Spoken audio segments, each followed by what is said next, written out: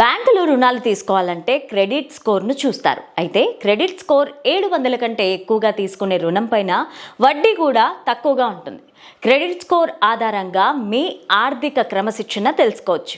Credit score 750 దాటితే మెరుగైందిగా భావించవచ్చు. అయితే క్రెడిట్ స్కోర్ ఎలా లెక్కిస్తారో ఇప్పుడు తెలుసుకుందాం. తీసుకున్న రుణాలకు చెందిన ఈఎంఐల చెల్లింపు, క్రెడిట్ కార్డుల బిల్లులు సకాలంలో చెల్లించారా, ఇతర ఈఎంఐలు రెగ్యులర్గా చెల్లిస్తున్నారా అనే అంశాల ఆధారంగా మన క్రెడిట్ స్కోర్ ఆధారపడి ఉంటుంది. ఆలస్యంగా బిల్లుల చెల్లింపు, రుణాలకు సంబంధించిన ఈఎంఐలు సక్రమంగా చెల్లించకపోవడం వంటి అంశాలు క్రెడిట్ స్కోర్ పైన ఆధారపడి ఉంటాయి. పేమెంట్ హిస్టరీ ప్రభావం 30 నుంచి 35% క్రెడిట్ స్కోర్ పైన ఉంటుంది. ఎంత మోతాదులో రుణం తీసుకున్నారో దాని ఆధారంగా కూడా క్రెడిట్ స్కోర్ లెక్కిస్తారు.